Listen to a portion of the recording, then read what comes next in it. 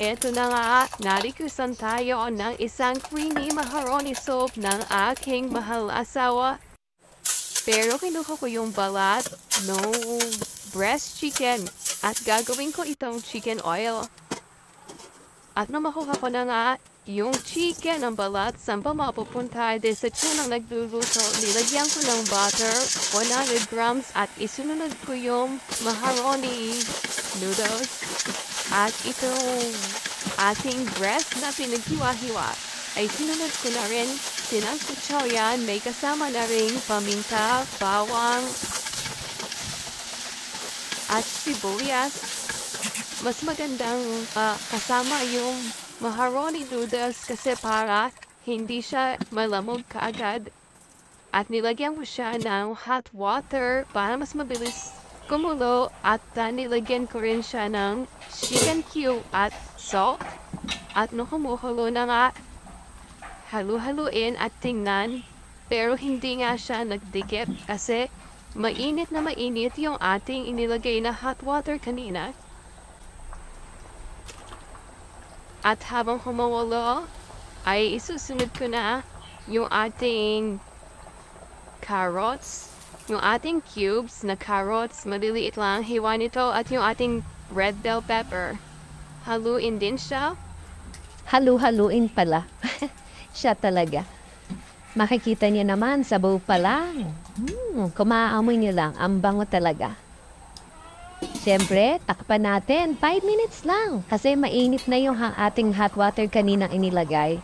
Madali na siyang maluto. Kaya mas magandang hot water agad ang ilagay. Siyempre, lalagyan na natin yung celery.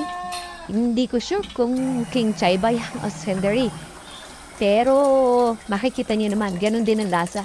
Siyempre, dinagdagan ko ulit ng hot water kasi medyo malapot ang ating magiging soup nito. At nag-add pa ulit ako ng isang chicken cube para mas malasa. At ayan na nga, tinikman ko rin at nakulangan ako sa alat. Siyempre, isinunod ko na yung ating evaporated milk. Siyempre, team ano ba kayo? Yun na nga, Team Alaska ang aming inilagay dyan. Halu-haluin. At siyempre, creamy na yan. Pero mas creamy pa siya kung lalagyan natin siya ng slurry natin kanina. Ayan ay tinunaw ko na all-purpose flour. Tinunaw ko siya sa isang basong tubig at isinama ko siya dyan. Haluin niyo agad para hindi mamuo. Yan yung magpapalapot sa ating soup.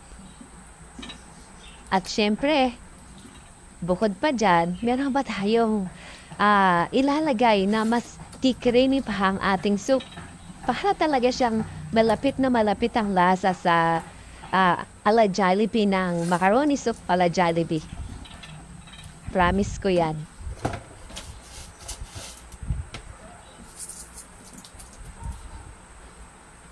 Nilagyan ko rin ng konting asin.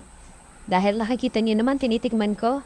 At kalahati lang nung ating cream. Alam niyo naman kung anong brand na to. Mas maganda kung makakabili kayo ng isang budget pack. Yun, pwede na yun. Pero kasi wala kaming available sa bahay. Kaya itong aking malaking cream ang ginamit. So, hintayin na lang kung ano yan. And then, okay na. Pwede na. Yun lang po. At sana magustuhan ninyo yung aking bagong ala Jollibee macaroni soup. Try nyo. Sigurado magugustuhan nyo. Promise ko yan.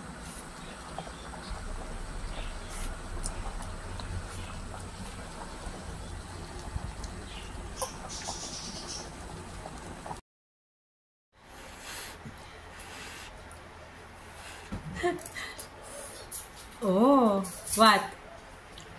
Love it. Look at the camera. You look at the camera. Gutom na po. Gutom na ka na.